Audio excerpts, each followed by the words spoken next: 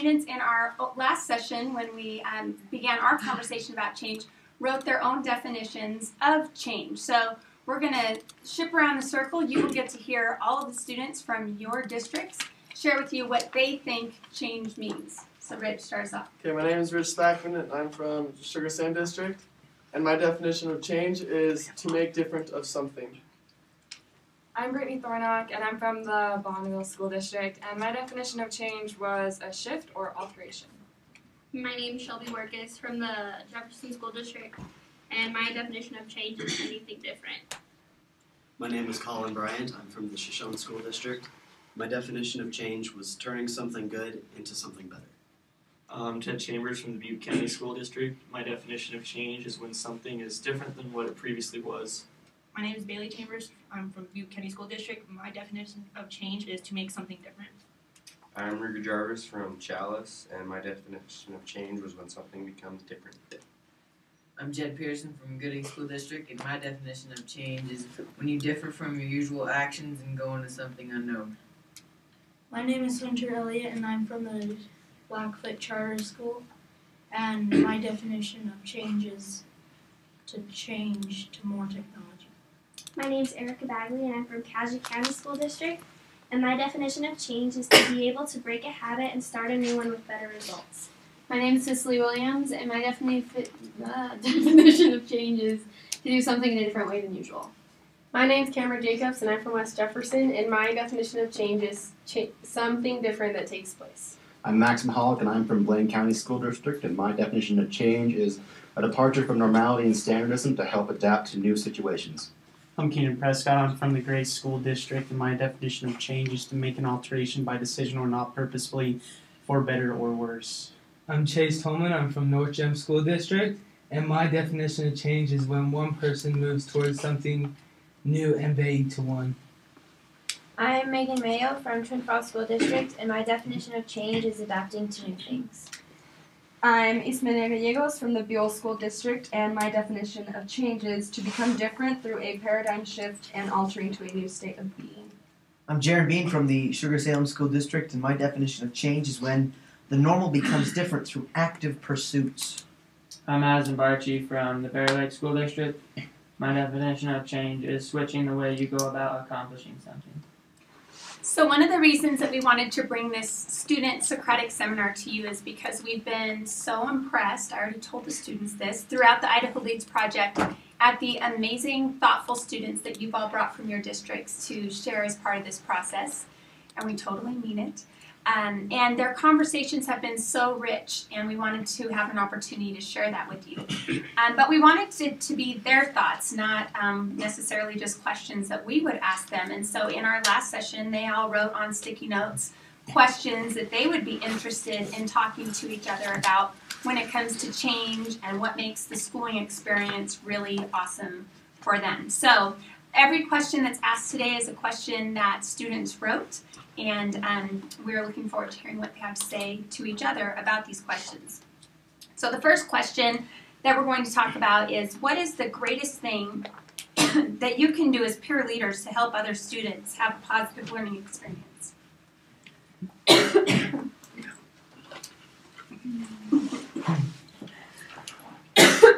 Well, I think that as we're just the example that is set, but like I put in one of that quote that we had earlier, that sometimes all leadership is to teach and nurture and then just step back and see how what you've taught is portrayed in the other students' lives. So I think that our responsibility is to just lead by example and not just feel like you're superior to your other students and classmates, but just to be there as a support when they feel like no one else is there to support them. So just to help them out, encourage them, and motivate them to better themselves. Also, another thing, from the video that we watched at the beginning in the big session, was the teacher, the music conductor. He talked a lot about how, seeing that shine in the students' eyes. Not only do the teachers need to have that shine to get students enthusiastic, but students ourselves if we understand a concept, we need to have that shining in our eyes. And that's one of my teachers at school always says. She says, "Put your shiny on." And so we all kind of need to put our shiny on to help others get that shining in their eyes. Yeah, it really makes a difference when you're actually excited for something you've planned or whatever. It gets all the other students really like, oh, okay, this is going to be fun. You know, it's not just like, oh, we're going to have another activity today, so.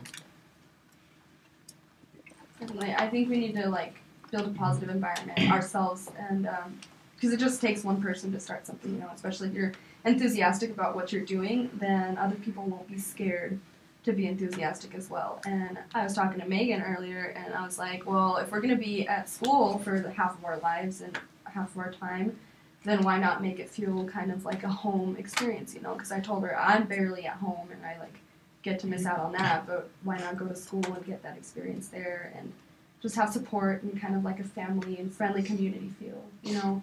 And then my school was talking about how they want to include the community more, but how are you gonna get support from the community if you don't have unity in the school itself? You know, if we're lacking in that, then, you know, we just have to be leaders in that as well. I think like getting them motivated and excited towards something new or the next lesson will help them to move on with all the others. Well, just like what you guys said about examples, you know, as leaders, it's our job to lead these students, you know, down a path that will ultimately help them have a positive experience, but as well as to teach them and to help them help other students when we're not here. So teach and lead. It's a very, and in a positive way too. And sometimes people say encouragement and they think of encouragement kind of as positive, but it's not always positive, you know. Encouragement can come in a negative way. Just the tone of voice and just the way you act, you know. Like I said earlier, it's not that we're superior to anybody just because we're put in a leadership position. We're just there to set examples and just to, I don't know, just motivate other people to just get in that leadership too, because it can't always be the same people, you know. You have to have kind of like a school-wide participation, and participation is always key. I mean, if you just have one person can start it, but like the lone dancer that we watched the video last time, you know, what is he without the followers, you know? He could have just been there dancing all by himself, but yeah, we definitely need them. So we've talked about that there's been a lot of change recently in schools and in education. And this question was, what are some of the changes or the things that you think have happened in your districts that really make it shine, like those bright spots, the awesome things that you see happening as a result of change in schools? With the advancements in technology, we've been able to offer more courses and receive more courses and get different opportunities versus just having the same 8 teachers or whatever teach us math and English and science. So it gives us more of an opportunity, more of a basis to go out into the world and not be so afraid of, oh, I'm not going to know my professor in college, but so what? You know, we can still learn. There's also been a lot of technology used as tools in the classroom, and it's kind of like not replacing the teacher, but just helping the teacher do their job a little easier. Well, something kind of big, like going off of that is in my within my school, we have several new blended learning courses, which is like 2 days out of the week they're on the computers that are in the classroom, and they're still learning with that in-classroom teacher. Just they're using the computer to help learn part of their curriculum, and it's not so much just a method of teaching, but of teaching students to use the resources and how to use them correctly, so that you don't always have to memorize the answers, but like we do have these wonderful sources that we can rely on and go to find our answers. I feel like kids will be more engaged if it's like their modern day society things like technology. I think they'll like for our first or all our elementary kids, we're getting them iPods, and I really think that that'll like make them want to learn more, because I mean, oh, it's an iPod, it's so cool, look what we're doing. I think it'll just make it more involvement.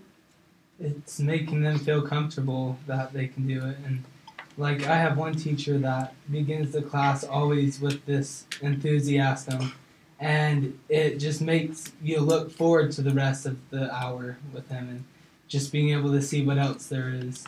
Also with like the technology, in, like in high school when you're using like the iPads, computers, when you go to college, it won't be a big shock when the teacher's like, pull out your computer, look this up. So when you're using them now, it won't be such a scare in college when you start to use that technology. Go ahead, Hunter. I believe that we should have the teachers to actually teach the students what they need to do instead of having them just show them what they need to do and have them try it on their own. Have them actually teach it to the students so they know how they can understand and be able to get more into the stuff that they need to learn.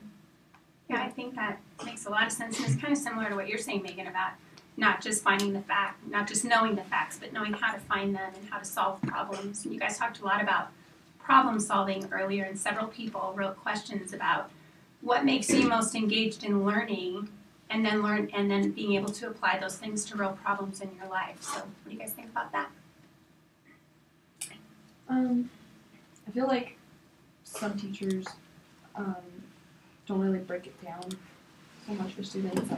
Like there's teachers that are just like, here's what you do, like quick paced, you know. And there are, like, I'm a fast learner, but so I get it. But I know there's other kids that don't learn as quickly and they just need a little more time. And then some teachers just don't understand that. So I think a big leadership responsibility that the teacher has is to just observe and see how each individual student learns as well. And that's something that we can do now because of all the technology that we have, you know. And I think that they should take the time to just observe and see how everybody learns, and then if somebody needs help, not to just ignore them or just make them feel left out, you know, because some kids at my school do say that they feel kind of like that. And also providing learning resources, because there's kids that might need tutors or something, and I know my school doesn't really provide that as much. So, and that's something that I brought up at my district table, that some kids do need those kind of resources, and I just don't see that very much. So that's something I think that they should provide for other students. Yeah, I actually see a lot at my school. The teachers treat each student as if they're all the same. They don't bother trying to individualize how they teach for each student. And so because of that, the students don't really feel as though they can really go up to the teacher and ask for help and get that immediate gratification of, well, here's what I did wrong. Can you help me? And teacher's like, oh yeah, carry the square root or whatever. And he's like, oh, I get it now, and you get 100% on the test. I don't see that very often. But when I, like in the normal classes, but in the higher up advanced classes where there's less kids, I see that the teachers really care about how you learn. And they specify, oh, you haven't learned this yet? Oh, why don't you come in this day in the morning and we will help you with this. We'll get it down so you can understand this material. That is something that I think every single teacher should be paying attention to. So in any English class for all grades, I think that teachers should pay attention to, oh, these kids need to work on their grammar, so I'll run over grammar with them, or just how to write a flowing paper. You know, just basic things that definitely need to be worked on so that they can succeed if they go on to college. So if you guys think of the very best teacher you ever had, you don't need to say their name, but think about the qualities of that teacher. Because that was another student question. What qualities do you think make the very best teachers who do engage you in a meaningful way as an individual in learning? Go ahead. I think that the best teachers would be the teachers that actually let the kids have time to do the assignments instead of just saying you get 1 minute and that's all. And if you finish it or not, it still gets graded. I don't like that. That just sounds mean to me. So I've heard time, and I've heard one-on-one support, and that seems to be facilitated better. You were saying, Max, when the class size is smaller. What else? What really engaged you in your best classrooms? What do you think, Becky? Well, I was going to say a love, you know, of like your teacher has to love the subject, you know, because you can tell if the teacher really loves what they're teaching and they have that enthusiasm, a lot of times the students catch on. But also, it does come down to us as well. I mean, if you're not, you're like, oh, I don't like math, and you come in with this attitude of, this is a math class, it's going to be boring. That's definitely attitude. As I say, it comes down to personal attitude, as well as, the teacher's attitude. But some of my greatest teachers, just an example, I had a math teacher, who's helped me to get through some college level math courses, but she absolutely loves math. She's expressed it to us. But she also will stay, after she goes through a concept, she'll make sure everybody, she'll ask questions, did you get this? And if kids say, no, I didn't, she'll say, what didn't you get? She'll break it down. And then, as well as, she offers an option where, kids can come after school, ask her questions. And that's been a personal, best teacher for me, because I've had a lot of success, support, but as well as I've learned to really enjoy it because of her enthusiasm. Yeah. So the shining eyes applies to teachers also. Yes. Yeah. What were you gonna add? I was just gonna say I think it's great when teachers are really interactive. Like when a teacher just stands up and lectures, you're like, oh my gosh, please, can you just be done? Like I'm done. Everyone else is checked out. We're just done. But I think when they're really feel about it. Yeah, I really feel. But when they interact, I think it's really great that I don't know, just to get that flowing and get some excitement in class. Well, I've had a teacher where they wouldn't even lecture us. They would give us the book and be like, learn it yourself. We need a teacher that will stand up, but have like, not exactly a lecture, but like a fun lecture to say. Like that'll get us enthusiased. But when they just hand us the book and doesn't teach us, that's boring and we don't learn anything from that. So, yeah. Oh, go ahead. No, and my favorite teachers, they know the subject like front and back. Like they can just stand up there and they'll tell you it, and there's no book involved. And I know that when books get involved, kids are like, oh no, like turn to page what? But like if they like come up and they just talk about it and they like add different stories and they let you guys talk too, just freely and ask questions, whether they're what if questions that kind of annoy people, but like if they sit there and they'll just let you ask whatever question you want, they'll go through things twice. If they just adjust to the needs of you instead of trying to get their lesson plan in every time. And that's my favorite kind of teacher. Yeah. Another thing that I really like in my classes is whenever the teacher separates the class into groups. So basically, you had done the homework assignment, and you break it into these groups, and then you have the chance to discuss it with your peers, who give you other valuable insight that you might have had to ask the teacher for.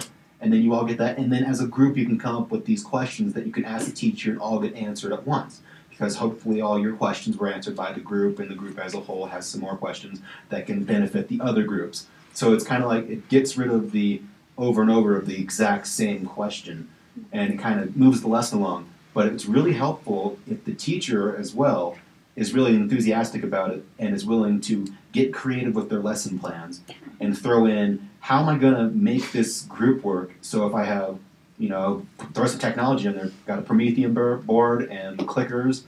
So, all right, you guys, put the answer in the clickers and we'll see this. Oh my goodness, we have some variation in that answer. Okay, group discussion. And then we all get up and say, why did we pick this one over that one? And then as we all explain, usually the person with the right answer is able to explain it well enough that everyone is able to get it, and the teacher is able to move on.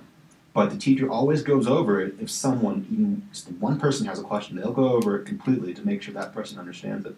It's the thing where no one is really left behind. Mm-hmm. You always have the ability to get caught up if you're going to be absent or things like that. So that's what really makes a good classroom for me. So Max, are you going to become a teacher and write all these creative lesson plans? And yeah, good. Okay, I want to read another question. I really love this one. If you could change, it's very open-ended, and one of your change definitions even had to do with having some vagueness in there within the answers. But if you could change one thing about your school or your district, what would it be? And you can't say school lunch. What's the one thing that you would change? I would probably have more hands-on learning instead of, just from the book, and probably just more enthused teachers, because I have a teacher, I had a teacher that he would get so excited if you learned what you were doing, and you felt like a winner, and so Olympic gold or something, but so you want more of that. Yeah, more like enthusiasm. I definitely agree with that one. I would have more enthusiasm. I know there are some, only very rare, but certain teachers at my school that do have that enthusiasm, you know. And I had a teacher, I don't care if I talk about her, but her name was Mrs. Van Patten, and she was the greatest geometry teacher ever. And math has never been my greatest subject. I've always had to try really, really hard in math. And she just made it so easy. She knew the subject from back, like he said. She was excited about it. She would get excited if you got the right answer. She would help you make time for you to come in and learn. And I flew by that class. I passed with flying colors, and I just love geometry, and it was my favorite subject last year. And I've never loved a math class. That's like so weird for me. And she made me love it. And also my U.S. history teacher this year, she gets really excited too, and she has group discussions too, and she gets us engaged and gets us thinking a little bit, you know. She sits there, talks with us, lets us discuss it with each other, and she just gets really excited about it, gets on the tables and starts, yeah, history, George Washington. And she's awesome, and I really love it. So it's teachers like that that get you motivated to learn about something that you never really liked to learn about. Like I said, with math, it's really awesome. So with a lot of like what we were just talking about with that last question was it's not necessarily the teacher's fault, it's just that maybe our personality doesn't so much as work with that teacher's personality. So, and in my school, it's really small, so I'd like more teachers than just one teacher that teaches maybe calculus or whatever, that maybe I get along with better, that I can learn better from. But so you guys had mentioned earlier, like, I was really intrigued that some of you are actually in classes together who are in districts far away because of new capabilities with technology. And that connects to another question. Do you think that technology is helping in the way that you learn? What types of opportunities is it providing that you didn't have before? Well, I think that technology really has the ability to help students delve deeper into whatever they're learning, whether it be history, math, whatever. But for teachers, on the other hand, they need to learn exactly how to use it so that when it's injected into the curriculum, that it's useful and it actually enriches the process that they're going through to help the kids learn. If it's just some teacher who barely knows how to operate it and just getting the minimum out of it, it might as well just be using a whiteboard or things like that. So that's why my school this week is actually hosting something called Techtoberfest. And apparently what we're doing is we're bringing in 80, whether it be students, teachers, or tech experts to come in and teach the teachers of my school how to use the technology that we currently have. So hopefully that this really will help them get involved with technology and hopefully make the classes more rich with information and make the students more willing to get into it. That's a really good idea. Yeah. I feel, personally, I feel that technology is most helpful when it is used as a learning facilitator, but not a teacher. I feel that it's important that we have actual teachers that we can talk to, work with there, and then we use the technology to, like you said, dive in deeper. You know, you can research things, you can look up things, but that's to help with learning. And that's how I felt that it's the best help is when it's a learning, not necessarily the teacher, but a good learning tool. So it's a tool, not It's a tool. Yeah, it's a tool. It's a piece, not the whole thing. so there's definitely a time and place where yes, maybe when you're trying to learn a math problem, it's not the best thing, but maybe after you got that math problem and you want to go and see how do I do this in a more complicated manner to make it easier or whatever, then maybe that'd be a better place. or to see how it applies. Like, where am I going to use this type of situation and this and. Because I know it's really hard to follow, especially in math. If you're looking at a computer screen and you're trying to follow the process, you know, why did you do this? And when you have a teacher there, this is the reason why, and then you go, oh, okay, and then you can research that even more. Especially Sharon, when it's there's just a whole room of teachers that are cheering right now.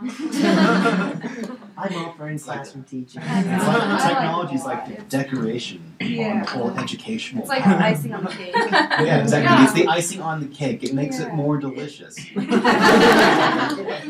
me, I know that technology, it's always cool when you like go into class, how you're talking about like clickers and things like that. Like you go into class and you see a clicker on your desk and you're like, yes, clickers. Or it could be a massive 80-question test. Yeah, clickers, definitely clickers. I think it's just, I don't know, technology should be fun. It shouldn't be like, as you said, like replacing teachers. It should just be an added bonus. And it's like the form used in, like I have one class that's broadcasted through the IEN network, and it's really good because I can see the professor through the screen in the other classes that are broadcast, and it helps. And yeah, there's the glitches and stuff, but where I live in an area that's so rural, there's not that many options, so it helps.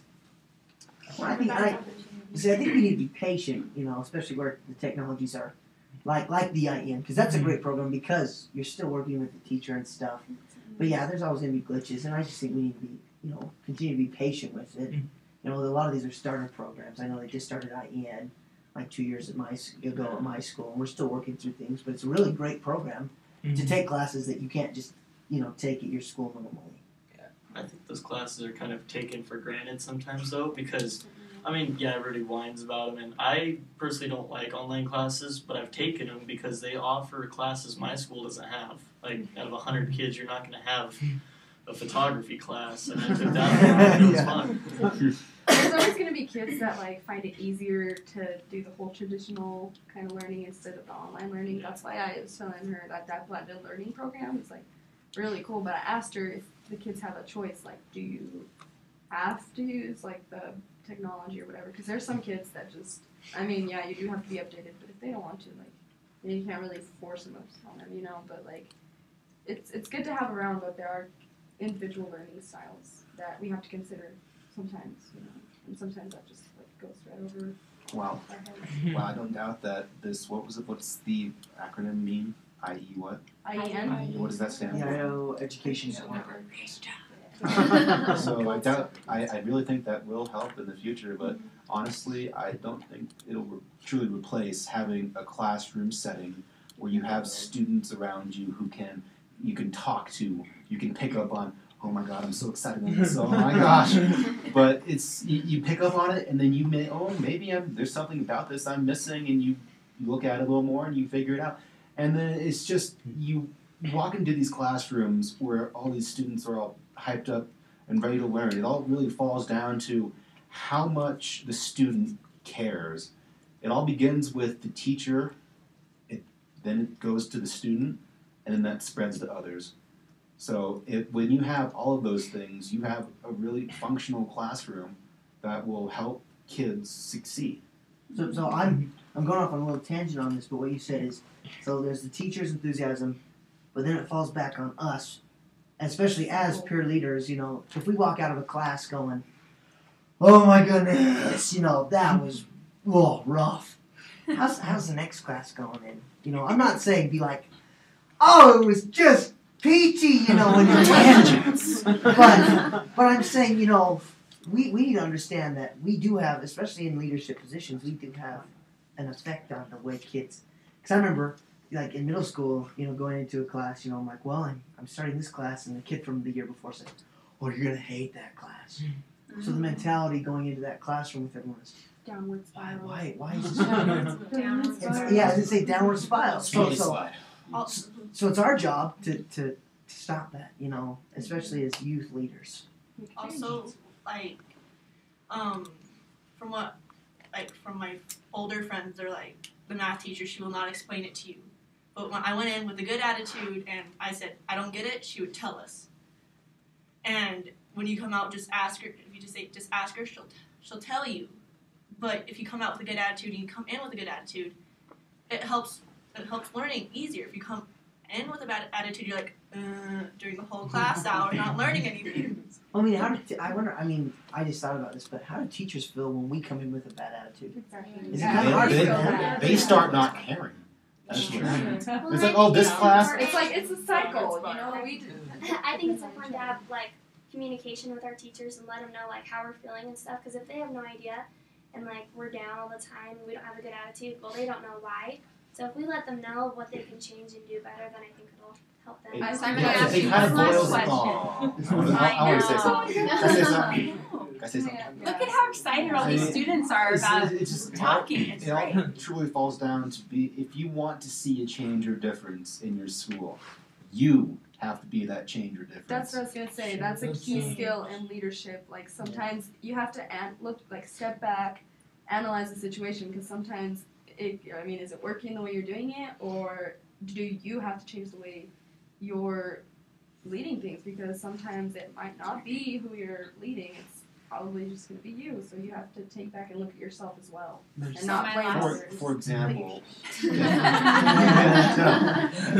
for example, if you're in an extremely boring class and you would but you love the class, and everyone else around you might not.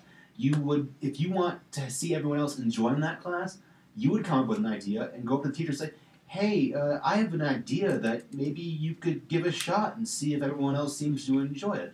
So you start adding some fun games in, maybe a reward system for math or something. It's just ideas that help bring about more fun. Okay, last question. I kind of felt like Oprah right then, like I was having to shut things down. You guys are great, and we really appreciate the conversation, you being willing to share all of your thoughts. So you have all of these other educational leaders from your districts and from across the state that are sitting in these other rooms listening, and they're all facing and leading. Thank you for waving. They're facing all these really hard changes. So if you could say one thing from the student perspective to really encourage them as they keep tackling these challenging times and issues and working for positive change that will make the best schools possible in the state of Idaho, what would you say to encourage them? I would definitely say that when I walk into a classroom and I see a teacher that's discouraged because maybe some of the class isn't paying attention, that's not all of the students' faults. Like, I've been in math class before where all the students were talking and the teacher just got frustrated when he teaches. That's not my fault because I was taking notes. It really does affect everybody else how a teacher's mentality is towards that class as well. As the students, it's not all the teacher's fault, but it's not all the students' faults either. Yeah, just kind of have a good attitude at all things, and just don't really push towards the negative. Just push that away and look for the positive. And having a teacher that's wants to be there and is happy about it and happy about what they're doing, I think that really makes a difference. If you just focus on the strengths, all the weaknesses will eventually dissolve into nothing. It's also, the teachers aren't going through this alone. It's all of us. It's the administrators, it's the students. So we're all in it together, and so we've got to build each other up while we're building ourselves up. Anything that you guys do as board directors, any changes that you make that you think will benefit us, we truly will appreciate that no matter what, because we know that you guys are working hard. I definitely like to say, just communicate, relax, and slow down, because a lot of times they're like I was telling you guys before, quick pay society, the whole burger analogy that I had. You want to jump in? Like what Max was saying about having the students being encouraged and having them, instead of just having it being a boring class and stuff, having it have fun would probably help the students that are having a hard time working on their math and language arts and stuff. Yeah, that would really help. Any last words of encouragement? Yes. Dan keeps telling me we're out of time. I just want to say thank you for everything you do, because I know that it's hard, especially putting up with rowdy high schoolers, talking, freshmen. Yeah, and I know that it's not always a cakewalk, but please don't stop. Please don't give up on us. And thank you. Yeah, we do. Thank you. All right, that's a great place to stop the broadcast. We love you guys. Thank you so much. Everybody wave goodbye. I can't really say that.